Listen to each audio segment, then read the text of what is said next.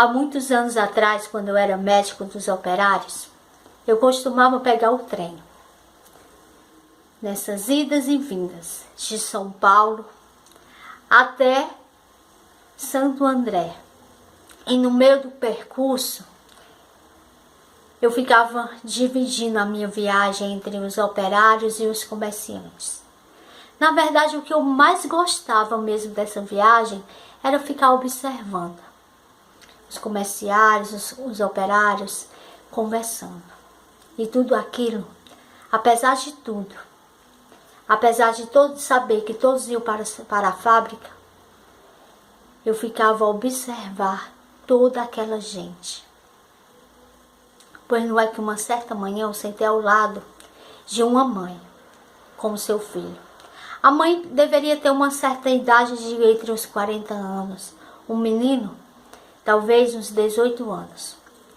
E nessa meia conversa eu acabei descobrindo qual era a profissão deles. Já no finalzinho.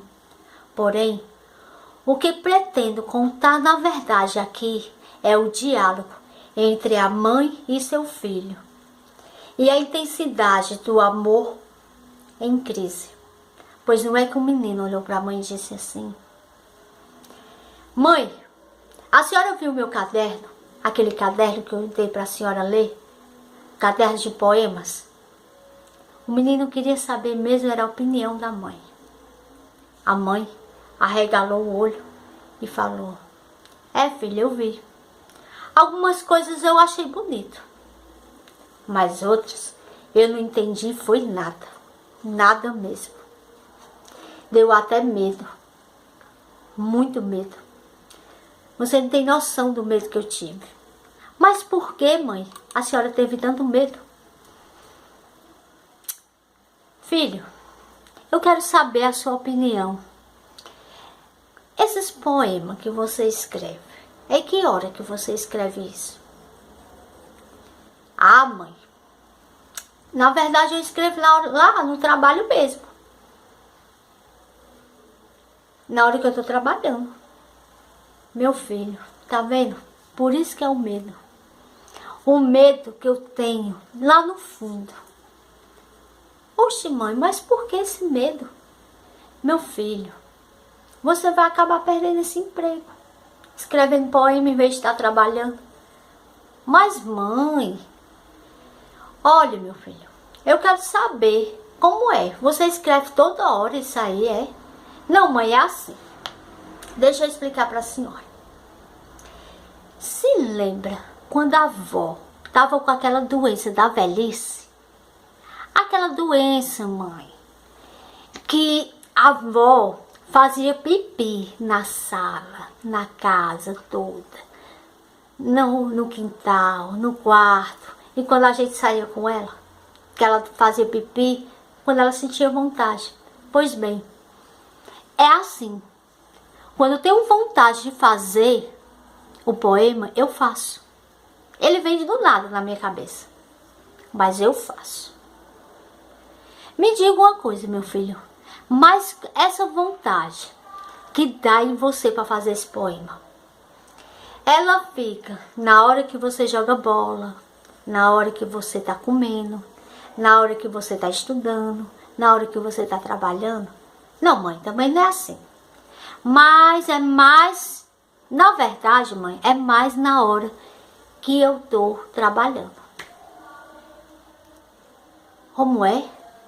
A mãe ficou mais aflita ainda. Meu filho, pois desse jeito não vai dar certo. Não vai dar certo. Você vai acabar perdendo esse emprego. Por isso que eu tô com medo. Oxi, mãe, eu perco esse emprego e eu consigo outro. Sou novo. Não, meu filho. Aí, o outro que tu conseguir, tu vai perder de novo, porque tu vai ficar fazendo poema. Não tem emprego para poeta, não, meu filho. Você não vê, não, no jornal todo dia? Todo dia tem gente sem emprego. Eu nunca vi dizer que poeta trabalha. Não tem, meu filho. Você vai passar muita necessidade. Poeta tem muito no mundo. Agora, emprego não tem não, meu filho. Não tem não. O menino que ficou olhando a paisagem pela janela do trem, ao qual essa janela estava toda embaçada, suja. Eu penso que, como médico, o menino não estava vendo a imagem suja, não. O rapaz virou o rosto e ficou pensando e pensando, olhando aquela paisagem triste, né? E com os olhos refletindo. E a mãe assustada do outro lado, esperando que o menino desse uma resposta para ela. Enquanto o trem levava os comerciantes, levava todos os trabalhadores para a fábrica, e eu ali como médico ficara observando aquele diálogo entre mãe e filho, que na verdade estavam contando a sua vontade. O menino virou-se para a mãe e disse: "Pois é, mãe, eu vou decidir então. Eu acho que eu tenho que parar de vez de fazer pipi que nem a avó quando estava doente de velhice. Parar de fazer poema nas calças, em qualquer canto. Eu tô vendo, mãe, que eu tenho que parar mesmo. Isso não tá dando certo, não. A senhora tá certa." E aí, mãe e filho se olharam profundamente e os dois se abraçaram. E foi então que eu, como médico, estava sentado do outro lado do vagão. Eu olhei nos olhos do menino e eu vi que os olhos do menino estavam mesmo, era com chispa de olhos de ódio. E esse conto é na verdade de Roberto Freire, no livro Somaterapia.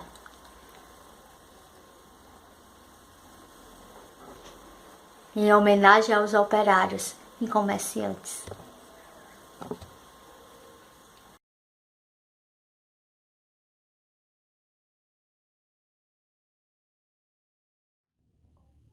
Bem me quer, mal me quer. Bem me quer, mal me quer. Bem me quer, mal me quer. Bem me quer, bem me quer. Ah, quem nunca, quando jovem, brincou com as flores de bem me quer e mal me quer? Toda jovem sonha em encontrar um amor verdadeiro. E assim, na esperança de encontrar um amor que faça brotar no seu coração toda a alegria e toda a esperança, as jovens brincam com as flores. E é com cheirinho de flor que eu vou contar uma história para você. Essa história, ela aconteceu há muito tempo atrás, lá na China, mais ou menos 250 anos antes de Cristo. Havia um jovem príncipe que estava prestes a ser coroado imperador. Mas tinha uma lei que dizia que para que isso acontecesse, o jovem deveria se casar. Então, esse jovem príncipe lançou uma disputa no seu reino para todas as moças da região concorrerem. Quem desejasse desposar o príncipe deveria comparecer ao castelo no dia seguinte. Lá no castelo desse príncipe havia uma senhora que tinha uma filha que era apaixonada pelo jovem príncipe, mas ela sabia que não tinha chance alguma. A mãe, ao ouvir sobre aquela disputa, encheu o coração de esperança, pois sabia que a filha tinha um amor muito grande por aquele jovem rapaz. Mas, ao mesmo tempo, ela se entristeceu, pois no fundo, ela sabia que a sua filha não teria chance alguma. Chegando em casa, ela contou sobre o que o príncipe havia proposto para as jovens daquele lugar. A moça abriu um sorriso enorme e disse: Mãe, o meu príncipe, eu posso com ele me casar. Como assim, minha filha? Você não tem chance alguma. Mãe, é para todas as jovens. Eu sou jovem. Eu posso me casar com o príncipe. Mas, minha filha, isso é muito arriscado. Você é uma menina simples, humilde. O príncipe jamais irá escolher você para casar-se com ele. Mãe, assim como todas as jovens desse lugar têm uma chance, eu também tenho. E eu vou, mãe, eu vou. A mãe hesitou, mas não proibiu a filha de participar. E no dia seguinte, a jovem estava lá, na porta do castelo. Muitas jovens de cabelo longo, de cabelo curto, de vestido, com os mais belos vestidos da corte. E lá no finalzinho da fila, aquela menina camponesa, de vestidinho simples de algodão, de chinelinha de dedo, mas com o coração cheio de esperança. Daí a pouco, lá no alto da torre, apareceu o jovem príncipe que anunciou: todas as moças aqui presentes terão a chance de ser a minha esposa, se, com amor e lealdade, cultivar essas sementes que eu carrego aqui na minha mão. E assim, o jovem pediu que fosse entregue uma semente para cada moça e que 1 ano depois elas deveriam voltar com uma mais bela flor, bem cuidada, perfumada e colorida. As jovens receberam as sementes, foram para casa e começaram a cultivar aquela semente. A jovem, filha da senhora que era serva do castelo, era uma menina que gostava de cuidar de flores. Então, ela pegou um vasinho de planta, plantou aquela semente com todo o amor que ela carregava no seu coração. E todo dia ela aguava, fofava a terra, colocava no sol, conversava com a semente. E os meses foram passando.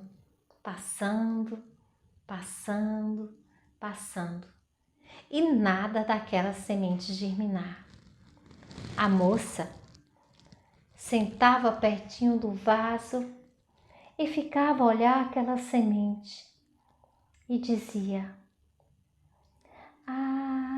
alecrim, alecrim dourado que nasceu no campo sem ser semeado.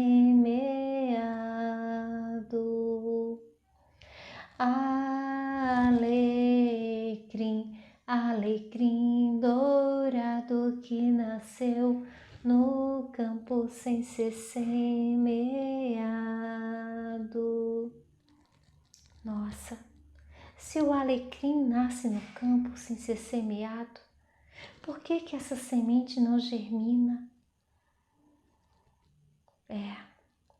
Foi o meu amor que disse assim, que essa semente deveria nascer se fosse regada por mim. Mas daí nada brota. A moça estava cada dia mais triste, pois ela via que aquela semente não ia germinar de forma alguma.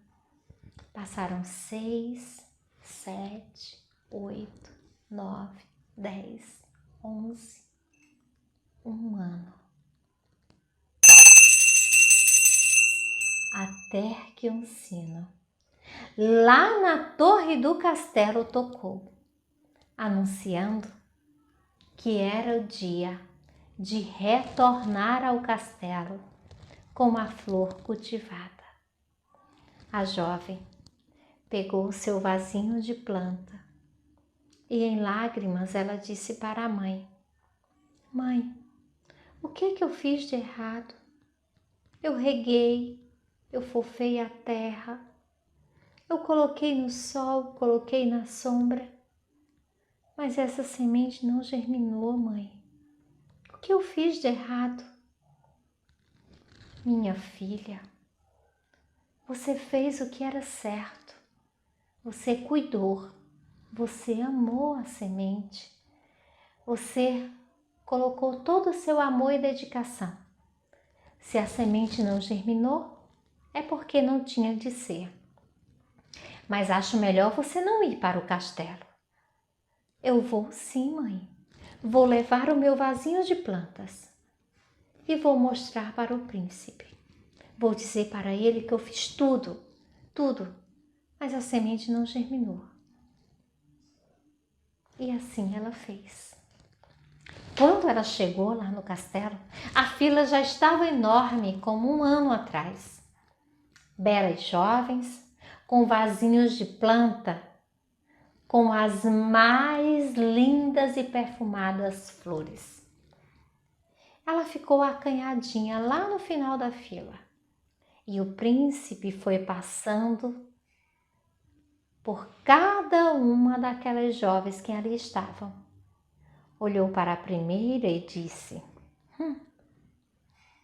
Olhou para a segunda e disse: esse perfume. Olhou para a terceira e disse: essa flor. E assim ele foi passando e exclamando, uma palavra por vez, até que ele chegou pertinho da jovem. Quando ele avistou aquele vaso vazio, os seus olhos brilharam e ele disse: você, jovem, por que no seu vaso não tem uma flor? Eu lhe dei uma semente. Sim, príncipe, você me entregou uma semente. E ela está aqui, embaixo da terra. Eu cuidei, eu amei, eu cantei, eu cultivei, mas ela não germinou. Me desculpe, me desculpe. Não chore. Você será a minha esposa, leal e verdadeira. Como assim? Essa moça esfarrapada, sua esposa, mas nem tem flor dentro do vaso dela. Cada uma que indagou alguma coisa. O príncipe olhou para cada uma daquelas jovens e disse: exatamente, Ela foi a única que cultivou a semente da verdade. A semente que eu entreguei para vocês era estéril. Jamais iria germinar. E vocês desonestamente trocaram por uma semente fértil. Então, a jovem que irá se casar comigo será essa menina simples, humilde e leal, pois ela carrega dentro desse vaso a semente da verdade. Ai, dizem que ela se casou com aquele príncipe e ele se tornou um imperador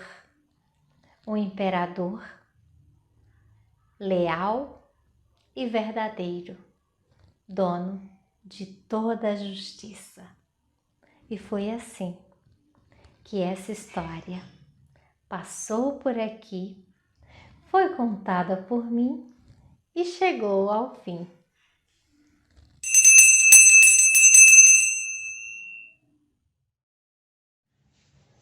Você fez a diferença hoje?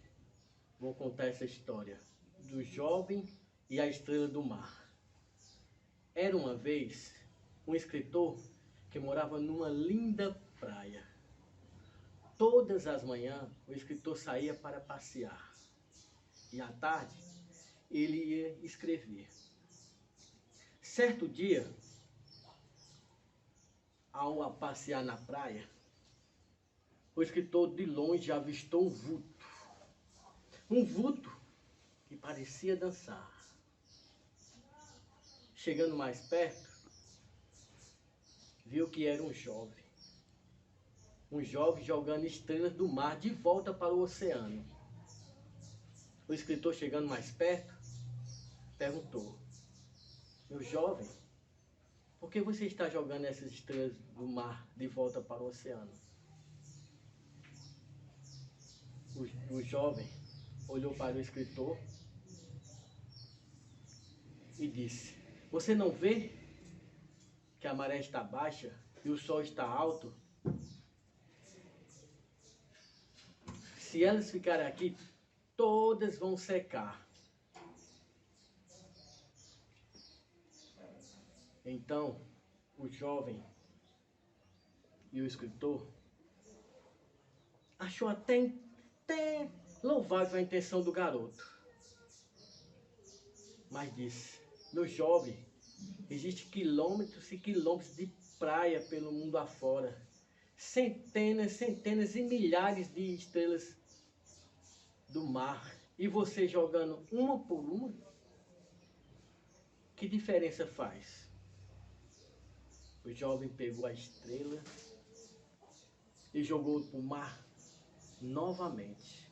E disse: para essa eu fiz a diferença. O escritor ficou encucado com aquilo que o jovem disse. Chegando em casa, nem conseguiu escrever, só pensando no que o jovem tinha dito. Quando foi certa manhã, o escritor saiu para passear de volta do mar. E viu o jovem jogando estrela do mar novamente. Chegando perto, o escritor pegou uma estrela do mar e começou a jogar também. E assim, o escritor, naquele dia, o escritor fez também a sua diferença. Foi então que o jovem e o escritor ficaram muito felizes em poder fazer a diferença. E você, já fez a sua diferença hoje? Já agradeceu por tudo que você tem? Então, o jovem e o escritor viveram felizes para sempre.